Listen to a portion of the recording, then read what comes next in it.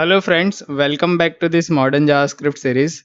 Yesterday we saw about the recursion in JavaScript, how to create a recursive functions in JavaScript.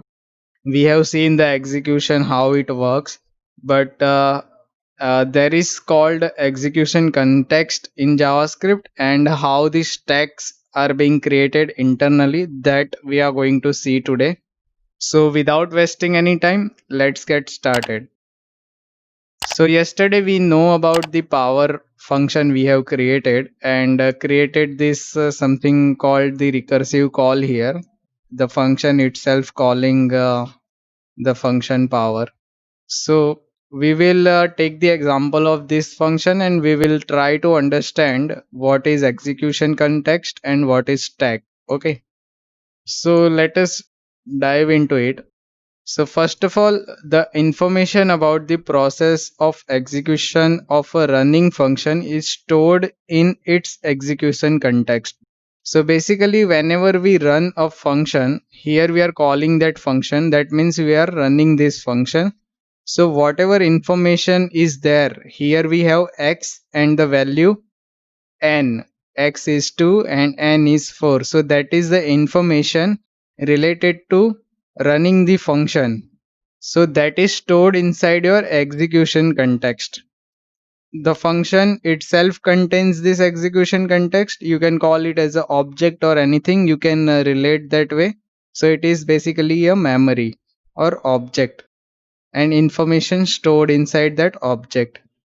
The execution context is an internal data structure that contains details about the execution of a function. So this line is very important, where the control flow is now the current variables. What are the current variables? The value of this is the keyword, very important. We have seen that. So we are not using here, but it is internally taking care of these things, and few other internal details are there in execution context. As I mentioned, these variables, its value of the variables, where the control flow is currently now, all these things are being stored into execution context. The next point is one function call has exactly one execution context associated with it. So whenever we call a function, basically it contains only one execution context. If you see here, we are calling this power function many times internally. Let's say n minus 1 times we are calling this function internally, right? So for this outer function call, it will only have one execution context. As soon as you call this power function internally again, it will create another execution context because its values are being changed. Let's say x is the same here, but n minus 1, the value of n always decreased by 1. So that is why these values are being changed. So let us see the practical example here.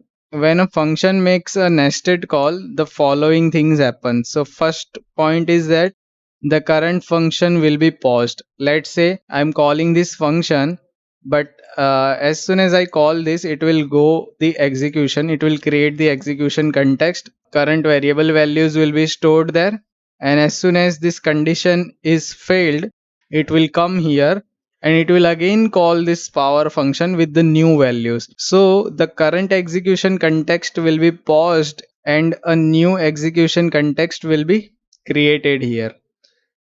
So that is the first point here. The second part is the execution context associated with it is remembered in a special data structure called as a execution context stack. So we will come to the stack part as well. We'll see how the stacks are being created while executing a function. The nested call executes, then the next function call will be executed. So the earlier or first execution context will be stored inside a stack, then the next execution context will be created and the nested call will be executed. After it ends, the old execution context is retrieved from the stack and the other function is resumed from where it stopped. Basically, stack is like you keep piling things on one another. So let's say I have one value and I am keep putting another values, and then over that I will keep putting another values or things. So that is how we create a stack. So whenever the topmost value or thing will be completed, that value or thing will be removed first. So last come in, first come out. That is how the stack works. So the last stack or last stack of execution context will be removed first, will be completed first. So we'll see that. So that is the points which we are taken in care while creating the execution context. So in here, as we are calling power function with the values 2 to the power 4, that means x is 2 and n is 4. So we will be creating execution context here. Let's say I have a context variable which will look like something like this. So in our case, it will keep track of the variables and what line number it is currently now. So where the control flow is now. So we will keep track of it here. So let's say I am calling this function with the value 2 and 4. So currently it is at line number 1. So it goes here and executes this line. It checks whether the condition is true or not. It is false, it will come here in the third part or falsy part. So it will execute this power of x n minus 1. So next what happens, another, so we know, right, power to 4 has been called. Now another call has been made with the call as a power to 3. Now nth value is removed, and you can consider this as a piling over. So the first value came to this stack is power 2 4. Then one another value has been stacked over, that is power of 2 3. Then again another value or context will be created something like this at line number 1, and a call will be made at power 2 2 that will pile up above these two values. Then again one context will be created, as we can see here, x is 2 n is 1 at line number 1, and the call is power 2 to the 1. So this is our last context created, because if you see here it will go into this condition n is equals to 1. So it will return the x value. So it will get the value, that means it is the exit of this context particularly. So what happens, basically this context will be removed from the stack, as I am removing here. The same way the control will flow again to this particular context, the last one available.